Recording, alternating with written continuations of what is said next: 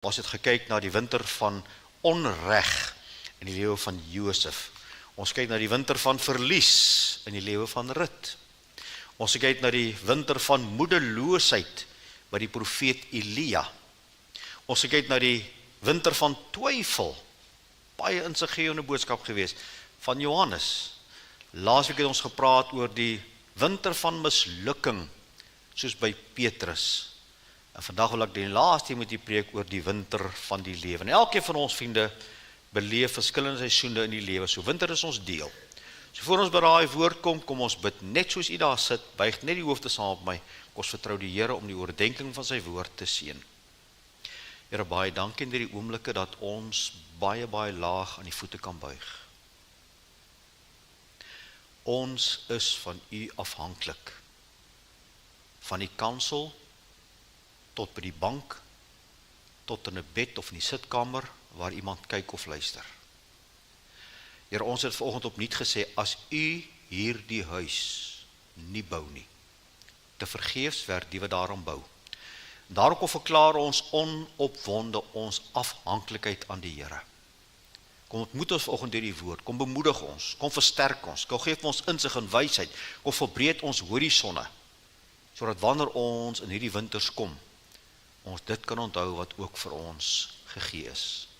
Ons dink aan hulle wat siek is vanoggend, Here, ons dink so spesiaal aan Ad, ons dink aan al die ander wat uitdagings op verskillende vlakke het, dink aan Rina daar by die huis, wat ook met haar gesondheid sukkel, so baie wil ons in die opdra. Sien nou u woord, die oordeenking daarvan, ons bid dit in Jesus se naam. Amen. Oorwinnings oor winters. Dis 'n keuse wat ek en jy maak. Dis nie iets wat vir jou gegee word en jy gehaal net af van 'n rak af nie. Dis 'n intentionele besluit wat ek en jy neem tydens ons winters, is om die goed wat ons leer te vat en te sê, dit is ook my deel en ons gaan daarmee werk. Ons het gepraat oor die winter van verlies, van lyding, van moedeloosheid, van onreg, maar vandag wil ek praat oor die winter van onvervulde gebede. Dis seker die mees intenste winter wat ons kan belewe. Kyk, jy kry koud. Hier Brits is dit koel in die oggende. Maar daar waar ek een keer 'n maand in Johannesburg kom, in Randfontein, voel ek hy so 4 grade kouer. Maar dan herinner ek my op 'n stadium toe my broer in Kanada gebly het, dan laat weet hy vir my sê, het is vandag 'n feeslike lekker dag, dit is vandag so minus 35.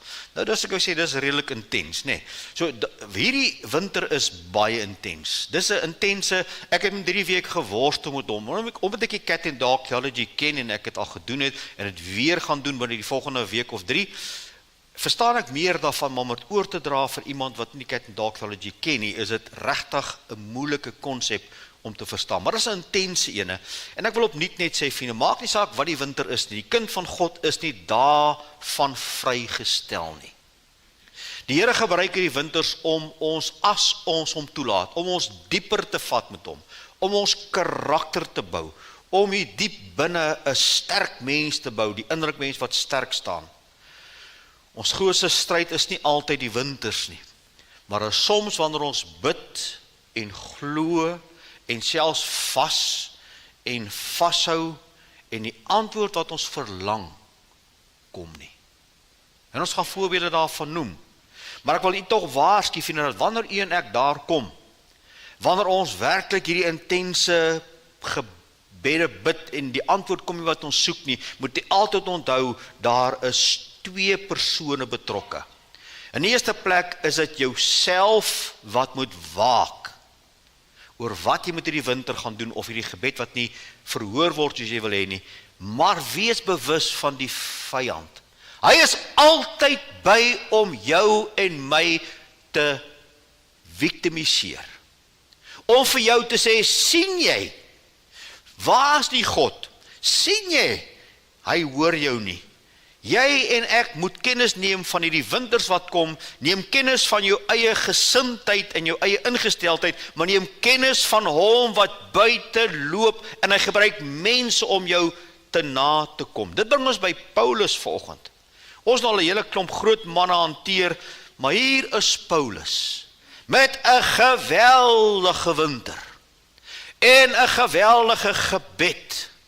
En hy moes deur hierdie winter ontdek dat God wil vir hom iets anders leer. En God vat hom deur hierdie geloofskool. En nie en ek kan vanoggend daaroor lees en daarvan kom lees. So vanoggend gaan ons dan lees uit 2 Korintiërs hoofstuk 12. Eerste 10 verse. Nou moet jy kyk mooi, Paulus skryf aan die gemeente van Korinte. Dis plus minus nou so 56 na Christus wat hy die brief skryf en sê dit is waarlik nie vir my nuttig om te roem nie. Want ek sal kom tot gesigte van openbaringe van die Here. Nou sê hy, ek weet van 'n man in Christus 14 jaar gelede. Kyk nou mooi. Hier skryf aan die gemeente 56 na Christus. Hy praat nou van 'n man 14 jaar gelede, né? So kyk hou nou mooi voor op. Ek weet van 'n man 14 jaar gelede, of dit in die liggaam was, weet ek nie, of buite liggaam, weet ek nie. God weet dit. Dat so iemand weggeruk is tot in die 3de hemel. Het raak gelees. Iemand wat weggeruk is tot in die 3de hemel. En ek weet van so 'n man, of dit in die liggaam was of buite die liggaam, weet ek nie, God weet dit, dat hy weggeruk is in die paradys en onuitspreeklike woorde gehoor het, wat 'n mens nie mag uitspreek nie. Oor so 'n man sal ek roem, maar oor myself sal ek nie roem nie, behalwe in my swakhede. Want as ek sou wil roem, sou ek nie dwaas wees nie, want ek sou die waarheid praat, maar laat ek dit na, sodat niemand my hoor mag skat, as wat hy my sien, of wat hy van my hoor nie. En dat ek my oor die voortreffelikheid van die openbaring nie sou verhef nie, is 'n doring in die vlees gegee, 'n engel van die Satan, om my met die vuis te slaan, dat ek my nie sou verhef nie. Hieroor het ek die Here 3 maal gebid, en hy het vir my, dat het van my sou wyk. En hy het vir my gesê, my genade is vir jou genoeg, want my krag word in swakheid volbring. Baie liewer sal ek dus in my swakhede roem, sodat die krag van Christus wat in my kan woon, daarom het ek, dat ek het weer oorlees, baie liewer sal ek dus in my swakhede roem, sodat die krag van Christus in my kan woon. Daarom het ek behaag in swakhede, in mishandelinge, in node, in vervolginge, in benoudhede, om Christus wil, want as ek swak is, dan is ek sterk. Tot daar uit die woord van die Here, vriende, en ek wil vir voorhou vers 8 en 9, hieroor het ek 3 maal gebid, dat hy vir my sou wyk. Hy het vir my gesê, my genade is vir jou genoeg, want my krag word in swakheid volbring. Ek wil met u praat oor die tema, die winter van onvervulde gebede. Nou ek weet, ek het 'n teksie uitgestuur of 'n fotootjie wat gepraat het oor onbeantwoorde gebede. Agterna, terwyl ek voorberei het en agter die kap van die Bybel kom, besef ek, daar is nie iets soos onbeantwoorde gebede nie. Daar is alle gebede antwoord God op 1 of 2 maniere, 1 van 3 maniere, maar hierdie was 'n winter van onvervulde gebede. Nou kom ons begin dadelik by die man wat ons op gaan fokus. Ons praat natuurlik met u oor die man Paulus. En kom ons begin deur te sê, hy was 'n baie kragtige en 'n dinamiese apostel van die Here. Hy was die grootste apostel van almal wat daar was. Sy aanvanklike naam was Saulus, hy kom ook in die stam van Benjamin, en dit was eintlik sy Hebreëse naam. Sy Romeinse naam was Paulus. En baie mense sê dat die Here sy naam verander. Nee, hy het nie. Hy het 'n ander naam genoem in die Nuwe Testament, wat meer 'n Griekse naam was. Maar dit beteken tog ook juis klein of gering. Hy is gebore in Tarsus. Hy woon in die universiteitsstad in Jerusalem, en daar word hy opgelei as 'n fariseer onder die voete van Gamaliel. Hy word een van die mees indrukwekkendste, mees opspraakwekkende fariseërs wat die kerk van die destydse nuwe kerk, die kerk van Christus, vervolg het. Hy, Paulus, het bygestaan, hy die baadjies vasgehou van hulle wat die eerste martelaar van die kerk gestenig het, Stefanus.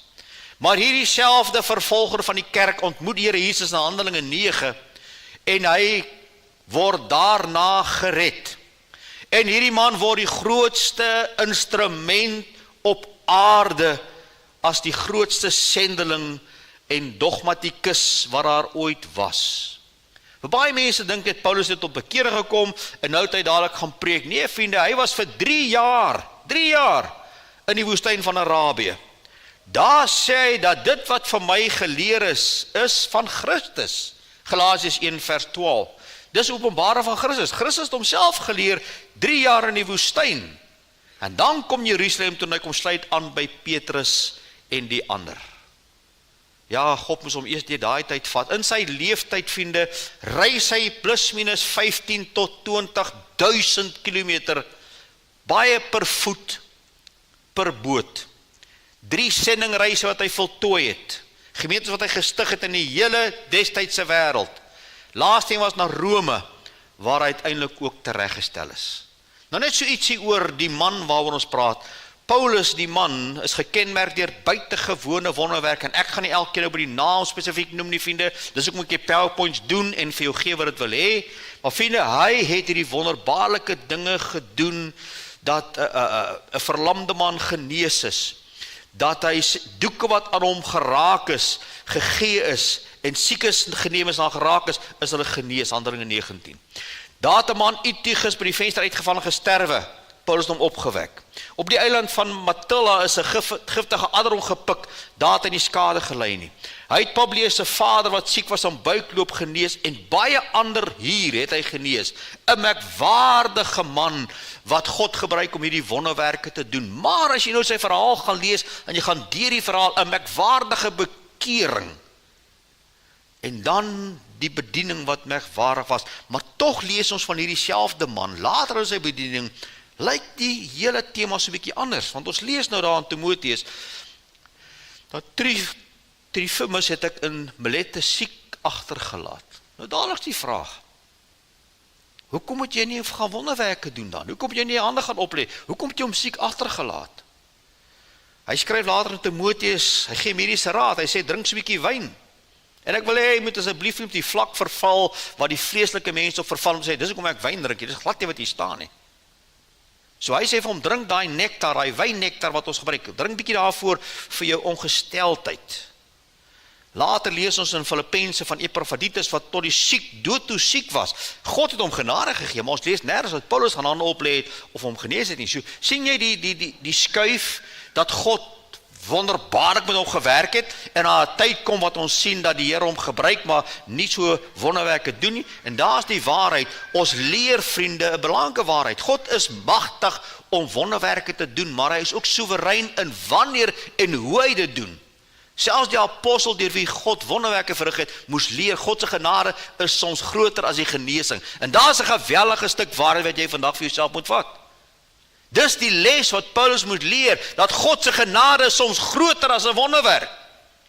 En ons kom vandag en sê, maar dis nie waar nie, kyk na wonderwerke so opspraakwekkend. Kom ek sê vir die Bybel sê, daar's een wonderwerk wat God se hemel in beroering bring, en dis nie genesing nie. Dis nie finansiële deurbrake nie.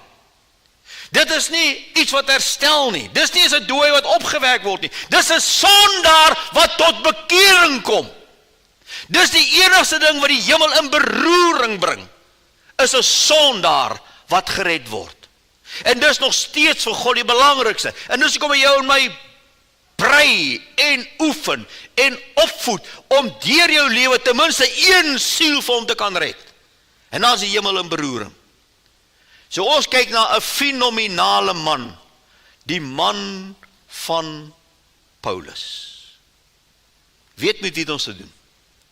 Nou vat ek na 'n tweede gedagte toe, vriende. Hierdie Paulus, hierdie magtige apostel, het nou 'n doring in die vlees. En ons lees daarvan in 2 Korintiërs 12 vers 7 en 8. En dat ek my oor die voortreffelikheid van die openbaring nie sou verhef nie, is 'n doring in die vlees gegee, 'n engel van Satan om uit is, om my met die vuis te slaan, sodat ek my nie sou verhef nie. Vriende, wat het hier gebeur? Ons het dit gelees in 2 Korintiërs 12. Dat hierdie man is weggeruk tot in die derde hemel, tot in die paradys. Hy het daar goed gesien wat hy in woorde nie kan herhaal nie. dis te groot. 'n ander plek sê hy, dit wat in die hart nie opgekom het nie, dit wat die mens nie bedink het nie, het God voorberei vir die wat hom lief het. Vriende, as jy dink jy weet hoe die hemel lyk, kom ek help jou, jy weet nie. You don't even have a clue. Want die grootste en die beste wat jy kan bedink oor die hemel, is 'n druppel in 100.000 oseane van wat God voorberei het. Dis wat Paulus beleef het. En dink vir jouself as jy daai teenwoordigheid uitkom, vriende. Kom ons sê, jy was vanoggend voor kerk in die hemel. Dan dink ek jy het redelik baie gehad om oor te praat. En ek dink Paulus ook. En daarom gee God vir hom hierdie doring in die vlees. En dit was 'n werklike doring. Dis iets wat vir hom dag en nag gepla het. Presies wat dit is, weet ons nie. Daar's baie bespiegelinge van swaksug, kroniese siekte, voortdurende pyn, voortdurende vervolging, ons weet nie. Maar wat ons weet, elke mens dra sy eie doring. Ons elkeen dra ons eie doring, en soos ons vanoggend hier sit, vriende, kan ek hier begin en ek kan deurbeweeg by elkeen, en elkeen van ons kan getuig van 'n doring wat ons in die vlees het. Van gebeure wat vir ons onvervuld bly. En daarom wil Here ons leer om opnuut met ander oë na mekaar te kyk. Mense kan soms so hard en ongenaakbaar wees met mekaar, terwyl ons nie weet wat se doring mense het nie, want alle dorings is nie sigbaar nie. Maar ek wil net so 'n bietjie vat na die doring toe, en ek gee 'n bietjie 'n tydslyn. Paulus kom tot bekering plus minus 33 tot 35 na Christus, Handelinge 9. Dan het hy die bonatuurlike ondervinding in plus minus 41 tot 42 na Christus. Dan skryf hy nou die brief aan die Korintiërs omtrent 56 na Christus. En dan sterf hy as 'n martelaar tussen 64 en 67 na Christus. Word hy tereggestel deur Nero in Rome. Nou moet jy baie mooi kyk, vriende. Baie geleerdes meen dus dat die doring moontlik reeds 14 jaar voor die skryf van 2 Korintiërs aan Paulus gegee is. En as ons dan die sommetjies maak, dan hy moet hierdie doring geloop enigiets tussen 22 en 25 jaar. Wie? Hierdie groot Paulus. Hierdie groot instrument. Hierdie magtige man wat jy net sy klere kan vat en op iemand geraak en hy word gesond. Hierdie man het 'n doring in die vlees vir minimum 22 tot 25 jaar. En vriende, hierdie doring was 'n werklikheid. En soos hy sy doring gedra het, dra ek en jy ons dorings. Dorings is deel van die lewe. En nou 'n bietjie vir julle 'n ander perspektief gee. Maar ons dra ons eie pyn, ons eie bekommernisse. Ons sien dit wat voor ons oë gebeur, ons huil oor sake. Dit maak seer, dis teleurstellend, dit is skokkend. Ons het dorings wat van mekaar verskil. As jy vanoggend hier sit nie, jy het nie 'n doring nie. Daar's niks wat jou pla nie. Jou lewe is volmaak, daar's niks fout nie. Steek jou hand op, ek wil graag 'n drukkie kom kry, ek wil kom voel, en ek wil graag jou klere moet aan my kom raak. Is daar so iemand? Help my. Nee. So vriende, wat ons mekaar sê, hierdie dorings in die vlees, wat Paulus hiervan praat, as ons almal se deel. Maar kom ons vat hier nou na die belangrike deel toe. Paulus bid ernstig, maar God antwoord anders. En dis nou die krisis waar ons in beweeg, is dat ons almal het hierdie dorings, en dit is soms verskillende dorings, en die intensiteit verskil soms radikaal van mekaar. Maar Paulus kom en hy doen wat hy vir ander ouens sê om te doen, bid oor die saak.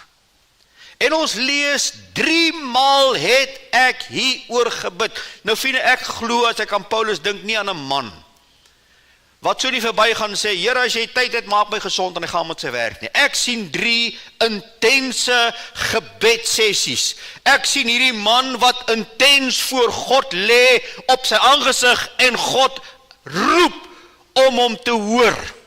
Hy roep uit die nood van hierdie doring, Here, raak my aan. Hy som nou op, onthou dis 14 jaar later. Hy sê, hy het 3 maal gebid. Ek sien 3 geweldige dae of weke of maande, wat hy met God geworstel het daaroor. Want dis wat hy doen.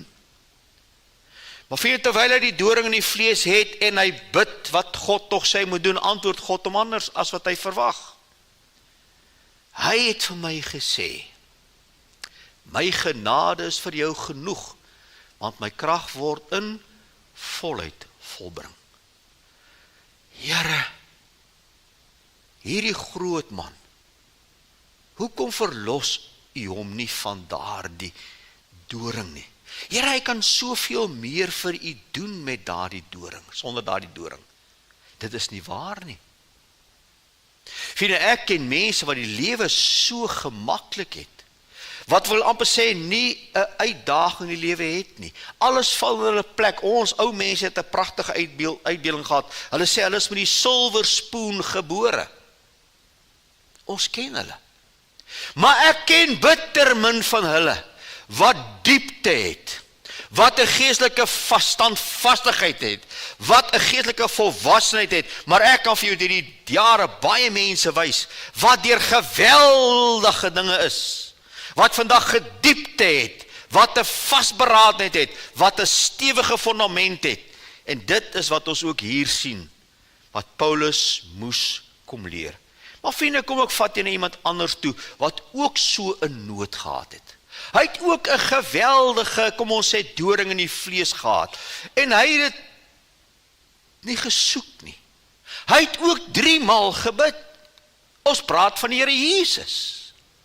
Die Here Jesus kom in die tuin van Getsemane, en vriende, vir die eerste keer in alle bestaan van God, wat nog altyd bestaan, kom hy uiteindelik op 'n punt in sy lewe waar hy moet sonde gemaak word. Hy moet die sondebeker van jou en my ledig. Hy staan voor hierdie berg en hy krimp in mekaar en hy bid 3 maal, Here, as dit moontlik is dat hierdie beker my verbygaan. Hy bid dit, Vader, sien my raak, en dan 'n ander plan nie. Moet ek sonde word? Moet ek geslag word, Here? Vader, is dit regtig nodig?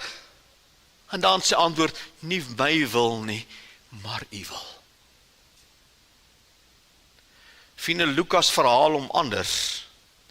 Hy sê hy het in 'n sware stryd gekom met hierdie selfde gebed wat Matteus beskryf, en hy het groter inspanning gebid, sodat sy sweet geword het soos bloeddruppels en op die grond geval het.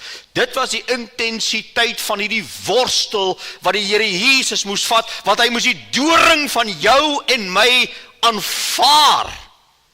En hy het ook gebid, Here, asseblief, en as ook vir hom gesê, die antwoord is anders as wat jy verwag.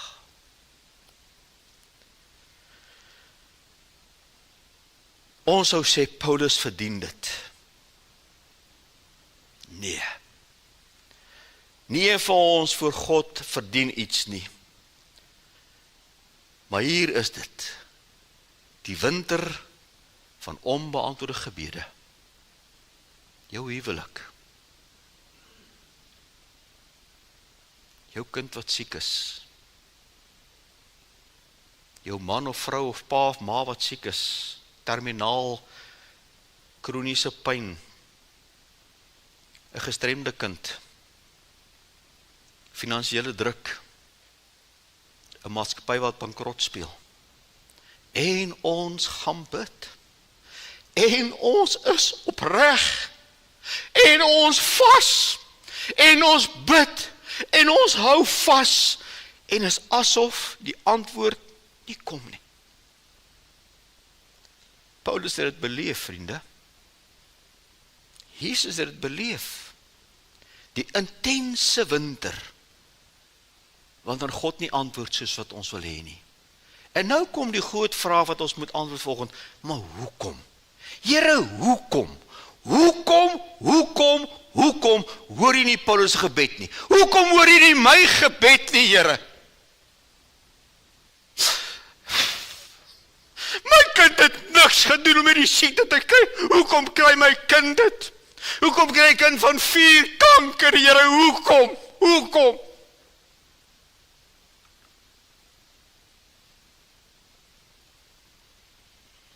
Kom ek gee vir die antwoorde, vriende. Jy moet vir 'n nuwe prentjie vanoggend hier vasmaak as jy uitgaan. Ons begin eers by die eerste tuin, ek noem dit die tuin van Eden.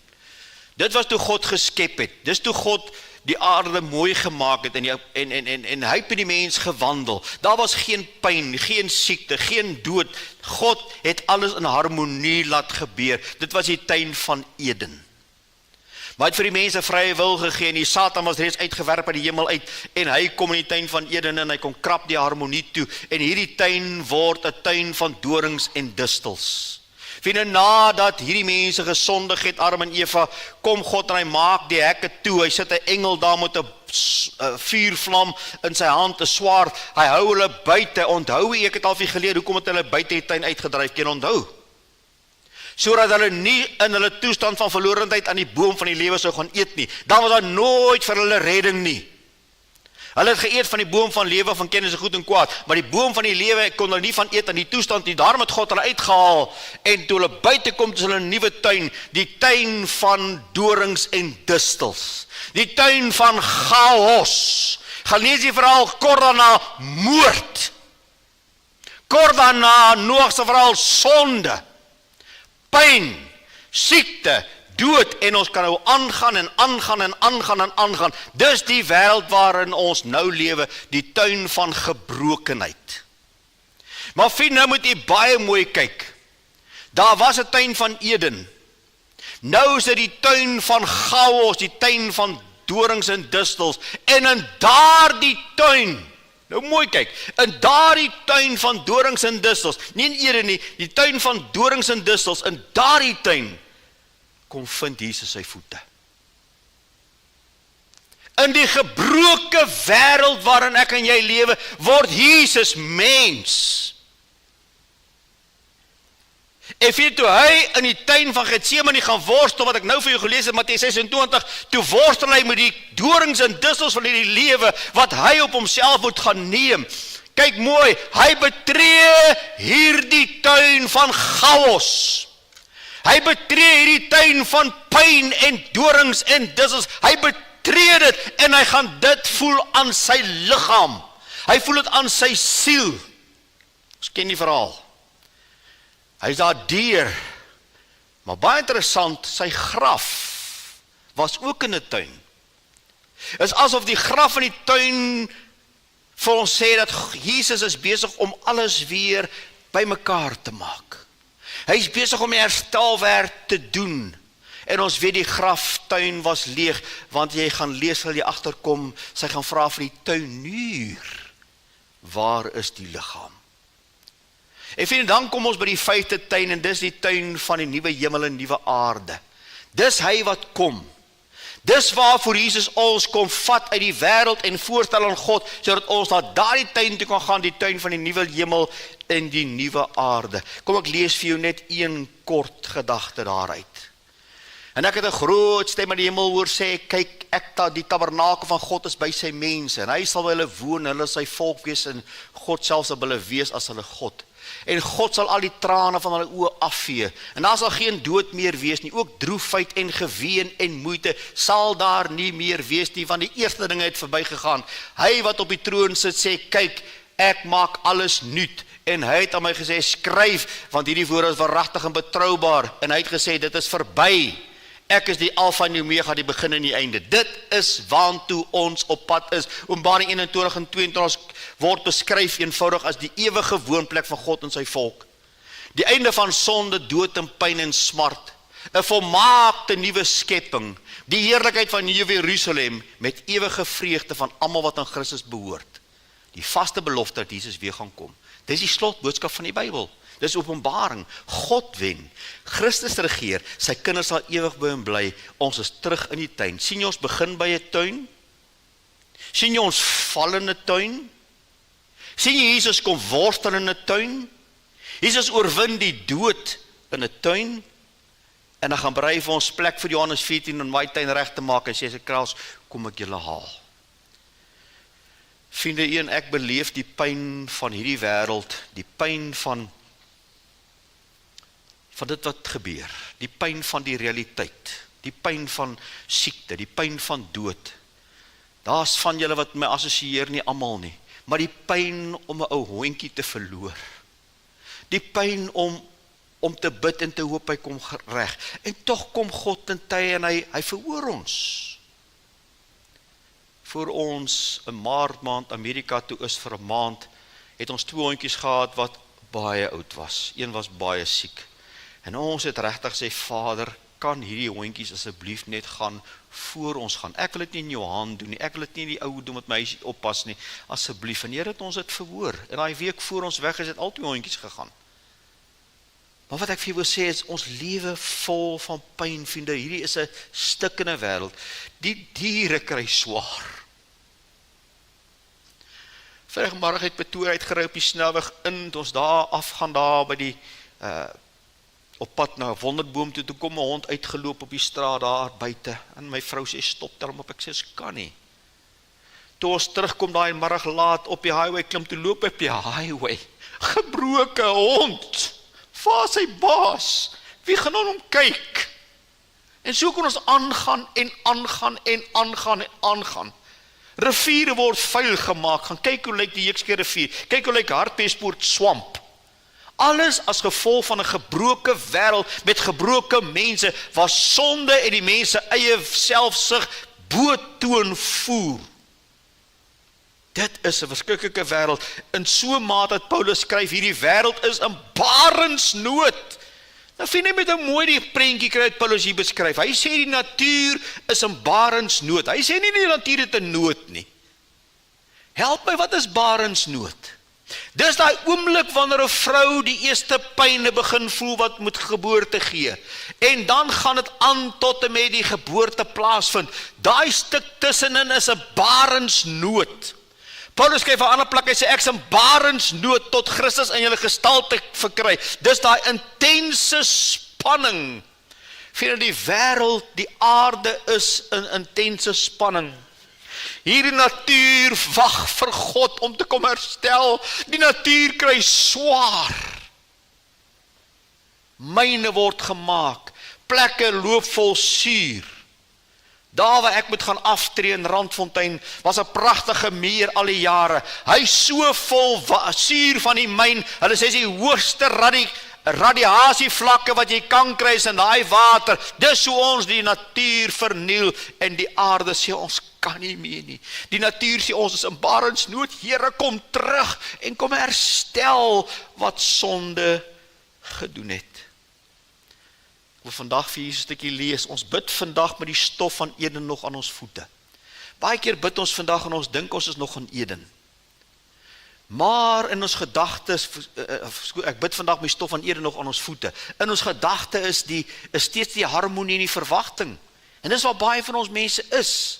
En daar's 'n teologie wat dit verkondig, wat die Bybel nek omdraai, wat Paulus se verhaal nek omdraai, wat Job se verhaal nek omdraai, wat sê nee, as jy nou 'n kind van God is dit net voorspoed en is net rykdom, is net gesondheid. Meneer pastoor, meneer, haal jou bril af en haal die stopsels uit jou tande uit.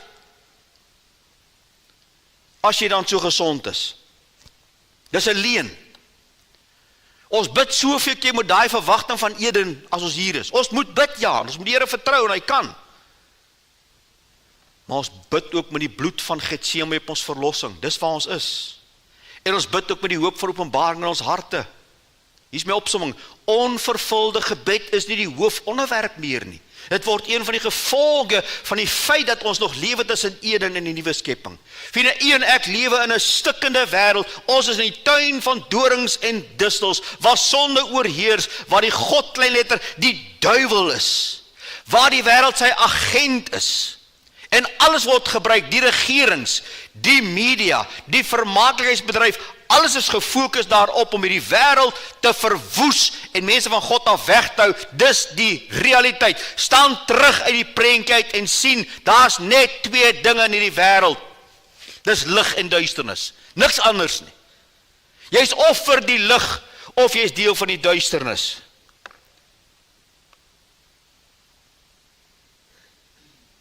Christus vat ons nie terug in die tuin van Eden toe nie, vriende. Hy kom na die tuin van chaos toe. En dis waar hy ons kom ontmoet om te sê, ek dra jou ook hierdeur. Maar kom ons vat jou na Paulus, verander sy perspektief. Paulus verander nou sy perspektief. Kom ek lees nou vir wat dieselfde man skryf. Hy sê, hy het vir my gesê, my genade is vir jou genoeg, want my krag word in swakheid volbring. Baie liewer sal ek dus in my swakheid roem, sodat die krag van Christus in my kan woon. Daarom het ek behaag in my swakheid, in mishandeling, in node, in vervolging, in benoudhede, om Christus wil. Sê hy nou vir jou dis lekker om swaar te kry? Nee.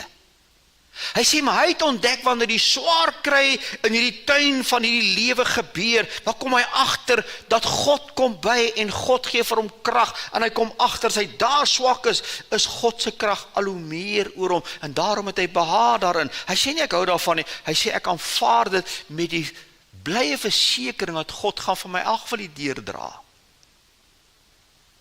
Hy gaan my in elk geval hier deurdra. Maar vriende, vandag sal soveel mense, soekom ek moet die Cat and Dog Theology by preek, en ek sal moet, dat ons hier perspektief net weer in lyn kry, maar die kerk is soveel vol katte, wat elkeen hulle eie agenda wil dryf. En ek wil hê jy moet nou hoor wat ek nou vir u sê, en ek wil hê jy moet vir my sê, as dit sou gebeur, waar is ons? God besluit hy verhoor alle gebede, voor die voet. So alles waarvoor jy nou bid, verhoor God. Pa wat siek is gesond.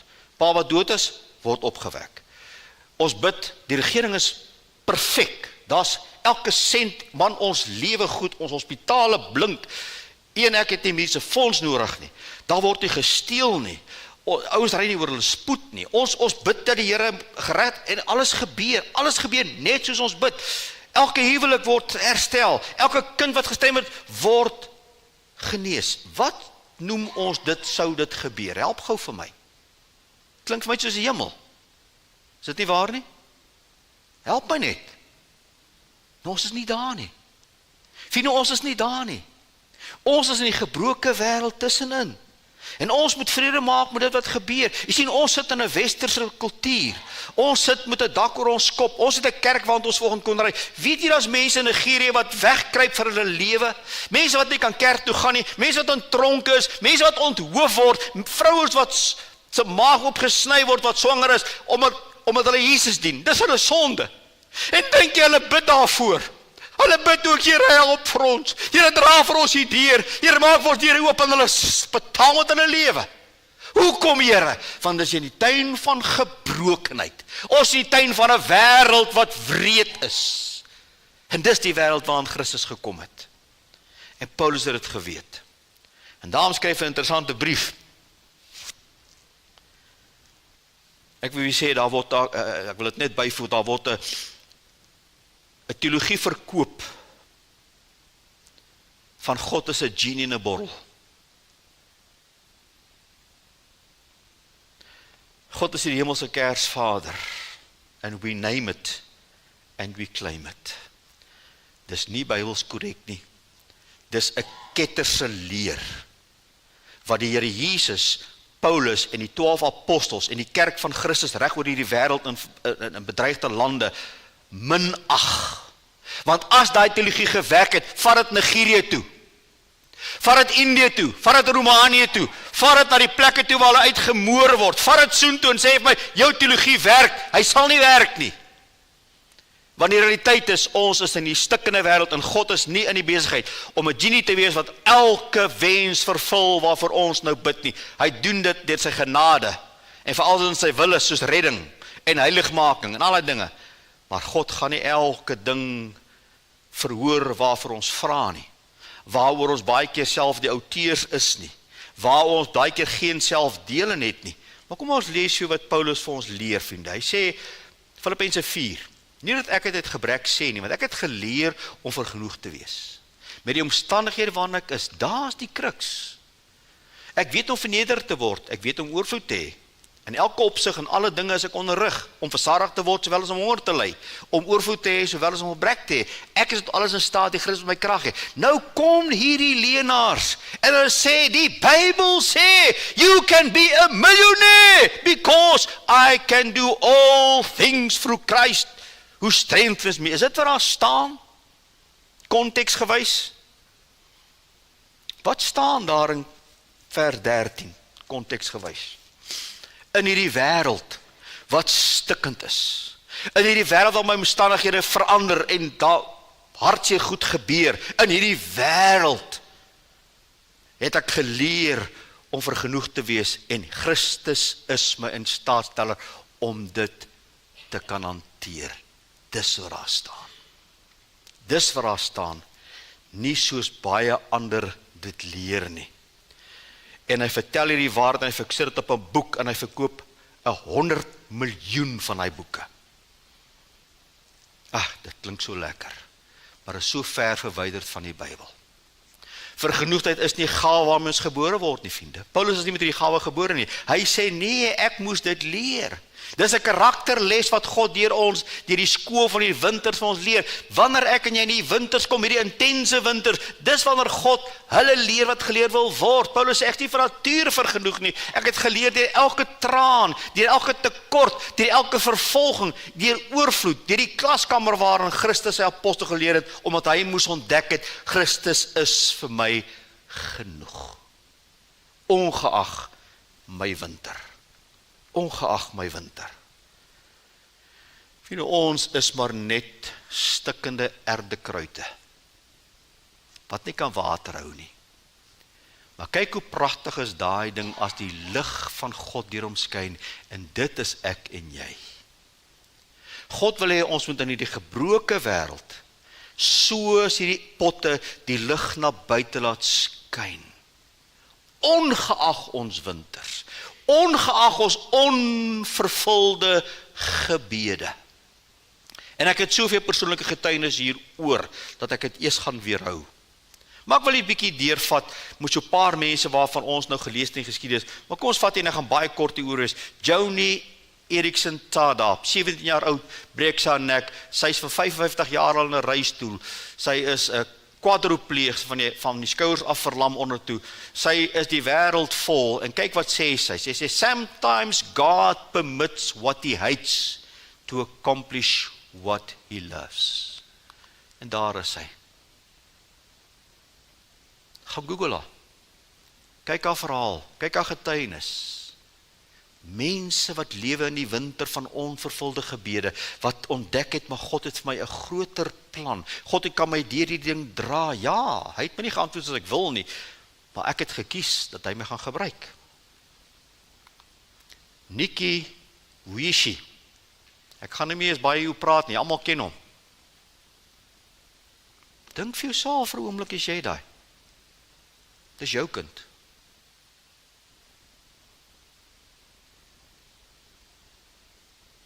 Wat sal die meeste van ons sê? Wreed is God. Wat sê die wêreld? Waar is julle God nou as dit gebeur? Kry net jou prentjie. Ons is in 'n stikkende, gebroke tuin, die tuin van smart en pyn. Dis waar ons is. Dis in hierdie tuin wat Jesus sy voete kom neersit het. En hierdie man het gekies om vir Christus te werk dag en nag. Gaan kyk sy video's, gaan kyk wat hy sê. Fanny Crosby, ek het so enkele voorbeelde gaan soek. 24 Maart 1820 gebore as gevolg van 'n ooginfeksie, verkeerde medikasie. Sy het 6 weke blind geword.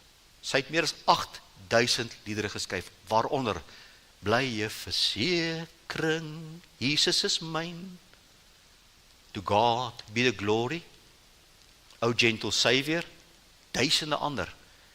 Ek haal vir jou aan, en ek het dit gaan navors gisterand of dit so is, want ek het in Afrikaans gelees, toe ons volg het na, sy is aangehaal. If perfect earthly sight were offered to me tomorrow, I would not accept it. The first glance that shall ever gladden my sight will be that of my Savior. Sien u die diepte? Sien u hoe hierdie winter hierdie mense gevorm het na so 'n plek toe? David Ring, van julle het dit al versprei. Ek het dit al in my gemeentes in Rooipot, ons het 'n video aande gekyk. Gaan kyk hom, gaan kyk 'n video van hom, gaan kyk na hierdie man, ek wil jou uitdaag, gaan kyk na hierdie man, hy is gebore met cerebral palsy, hy praat moeilik, jy moet baie mooi volg om hom te hoor, hy preek al wêreldwyd en hier is sy bekende vraag, en ek wil hom probeer sê soos hy het sê, I have cerebral palsy, what's your problem? Dis hoe hy praat, gaan kyk hom, kry die PowerPoint, gaan kyk hom, Hy wys vir ons, jy het geen verskoning om in hierdie stikkende wêreld vir God op te staan en iets vir hom te wil beteken nie. En daar is 'n foto van hom. Ek noem vir jou Willie Botha.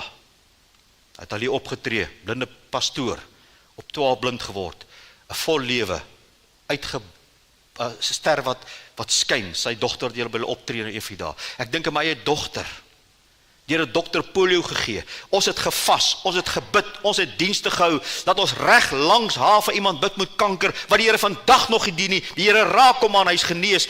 Ons kinders vandag nog sien. Daar's 'n Dominee Heer, daar's 'n Gert, hulle kinders in die dood afgestaan, so baie ander.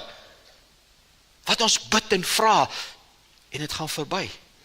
Jy sien, die wêreld is vol mense wat werklik swaar kry, wat deur die pyn is, deur misdaad is, verkrag is, keel afgesny is en terugkom en weer aangaan. Dis 'n wêreld wat stikkend is, dis waarin ons geroep is om te bestaan, om te lewe. Ook vat jy net vandag wat die wêreld vir ons leer, en is baie goeie inligting hierdie, en ek hou daarvan, is regtig baie goed. Hulle sê daar's 'n paar stadiums van rou, as dit nou dood is, of dis kanker, of ek onthou in ons geval toe hulle sê my dogter het hierdie siekte, jy gaan hierdie dieselfde goed. Hy begin so. Die eerste plek is dit ontkenning, dit kan nie wees nie. Ek het werklik gedink toe my kind siek is, ek droom. Ek het gesê, Here, maak my wakker, ek droom, dit kan nie wees nie. Hoe is dit moontlik? Dis ontkenning, denial.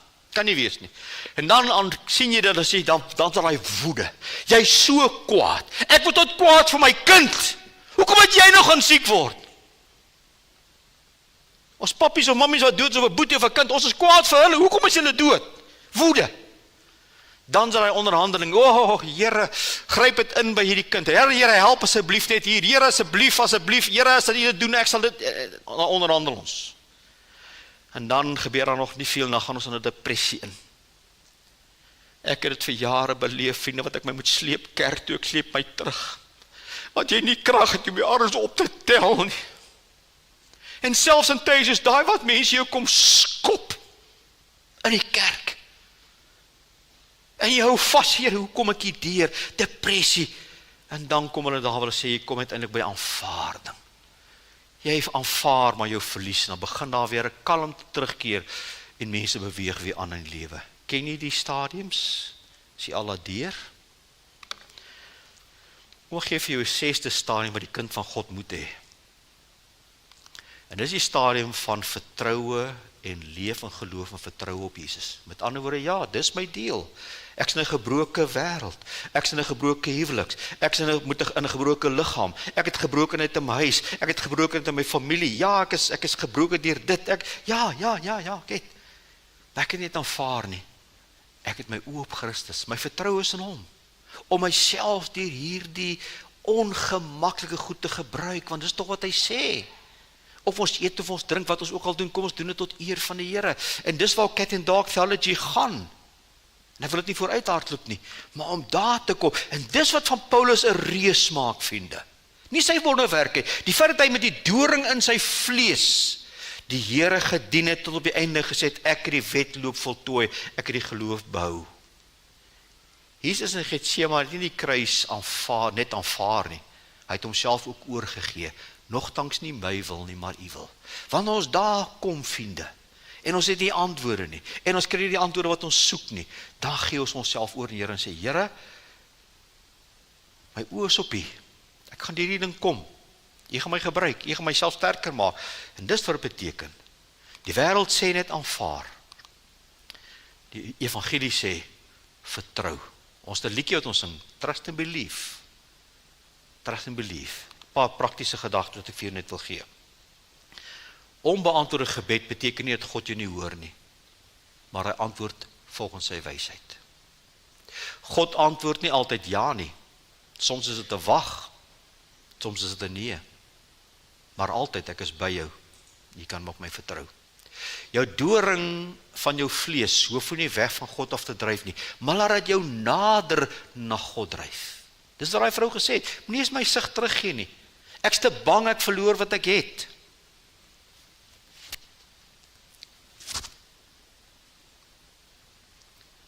My genade is groter as jou swaar kry.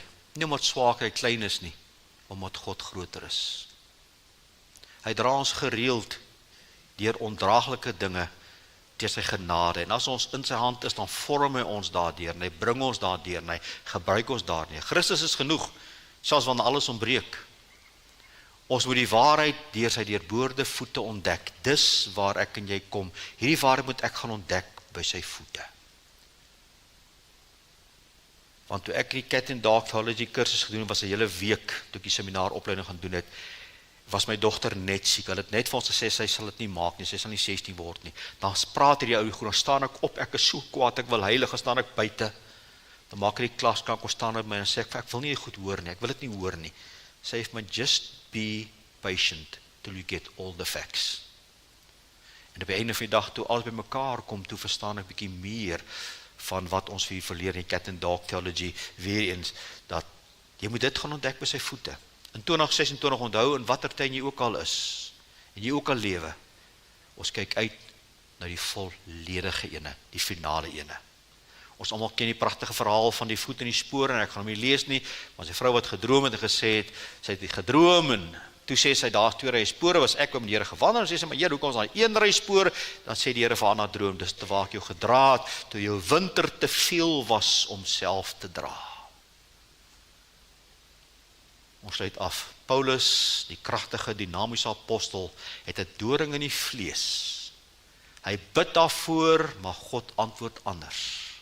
Hoekom antwoord God soms anders? Want ons is in die tuin van gebrokenheid. Ons is in die tuin van onvolmaaktheid. Dit kom nog. Paulus se perspektief verander, en Paulus word kragtig gebruik te midde van sy intense winter. God wil jou en my dieselfde kom doen, as ons hom toelaat. Kortheid af met die laaste prentjie. Daar is die patroon van genade. Josef bewys groter as onreg. Rut bewys God is groter as verlies. Elia bewys God is groter as moedeloosheid. Johannes bewys God is groter as twyfel. Petrus bewys God is groter as mislukking. En Paulus bewys God is baie groter as onvervulde gebede. Amen. Kom ons bid saam. Here, ons staan vanoggend voor U met hierdie geweldige, intense winter wat so baie van ons al beleef het, wat ons dalk vandag beleef en wat ons in die toekoms gaan beleef. Ek wil vir U dankie, Here, dat ons vandag in Suid-Afrika is, nie in Nigerië of in Iran, waar die kerk geweldig vervolg word nie. Dankie dat ons bietjie meer kan verstaan vandag van hierdie onreg, as ons die prentjies van die tuine in ons eie harte begin rangskik. Ek wil volgende bid vir elkeen wat hier sit volgende, wat in sy eie tuin van worteling is, in sy eie tuin van intense verlies, intense onvervulde gebede. Hulle wat so hard gestry het, so hard probeer het, en het nie die deur gekom nie. Kom versterk ons elkeen, Here. Kom versterk ons in ons innerlike mens. Kom dra ons deur. Kom gebruik hierdie winters en kom vorm ons. Kom maak ons sterker. Bring ons daar by U voete. En mag ons aan die kant uitkom sterker en beter as ons diskant in is. En dat U ons ook kan gebruik daar buite in juist dit waarin U vir ons kom skool het. Dankie vir U woord. Dankie vir die getrouheid van die Gees. Ons bid dit nou af op elkeen en ons vra dit in Jesus se naam. Amen.